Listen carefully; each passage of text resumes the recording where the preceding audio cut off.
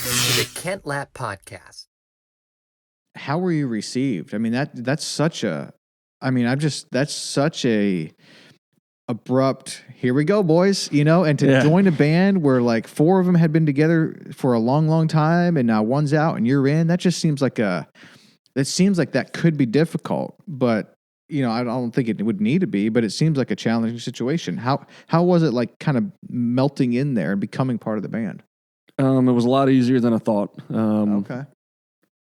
And there was challenges here and there, but I think for the most part, the way he left and the way I came in, it wasn't like they kicked him out and he went and started another band or something. Right. And they're like, "Oh my God, why'd you guys do this?" It was pretty definitive. Yeah. That he was going to be gone and not coming back. So I think that helped a little bit with the transition, and then.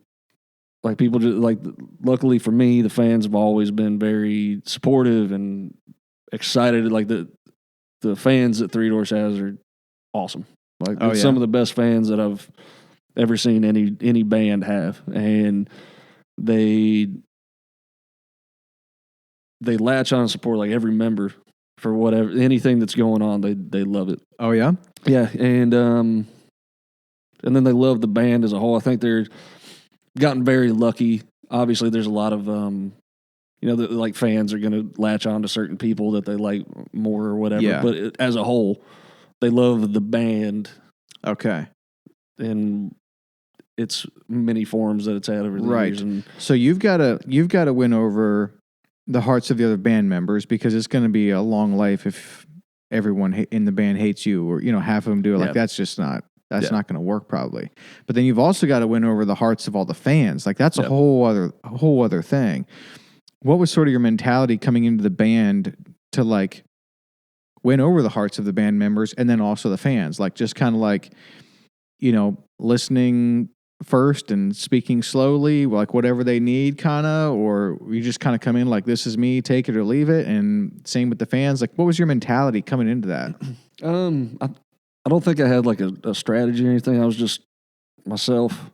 Tend to get along with most people, and I'm a pretty easygoing guy anyway. So there's not like a battling ego thing there. Right. And like I said before, I try to learn from every single thing or person that I come in contact with. So I think it was a good mix of me having a pretty easygoing temperament, but also going into a situation that I knew I needed to learn a lot pretty fast. Yes. And like not just like to play music, but also how to like function in a professional sense on the road in a way that I'd never been on the road before. Yes. Like flying buses, like flying several times a day to different places and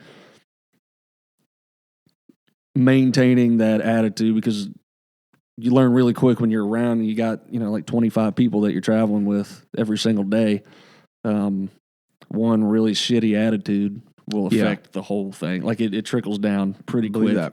And so I mean, like we're human. People still end up having bad days, and it's tough to hide. But for the most part, I think you kind of end up putting aside any kind of weird petty stuff. Yeah. Just because it's like everybody getting along and not being miserable out here is way more important than like being mad that the last Diet Coke has gone out of the refrigerator. Like it's that's what it comes down to, bro. The little stuff. So, I think before too, playing in bands where I was, in a van driving and playing a basement or a bar somewhere with 4 people that are all drinking way too much in my early 20s.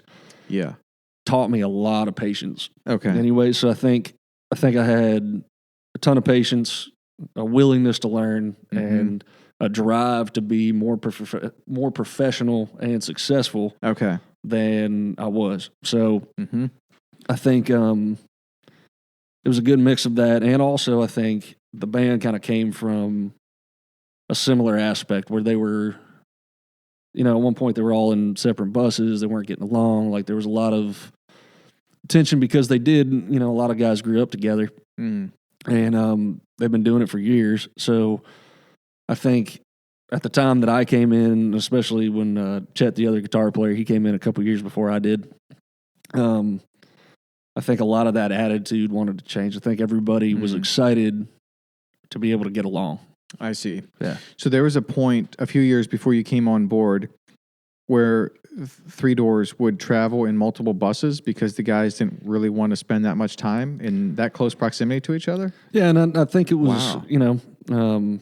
I wasn't there, so I don't speak on it too much, but yeah, there was a separation, I think, that kind of, I think a lot of bands go through it at different times when they get like wildly successful, and the money's there to be able to do something like that where you're like, get my own bus, like, fuck y'all, I'm going to go over here. Yes. So I'll see you on stage and then never see you again until we're back on stage. Interesting. So how does that play out in the show? When a band is successful enough to be like, screw you, I'm taking my own bus, meet you there, and they come on but it's game time, and so they play. Like, how much of that translates in the event? Like, is it just there's that extra little bit of magic that you just don't have? It's still good. It's still great.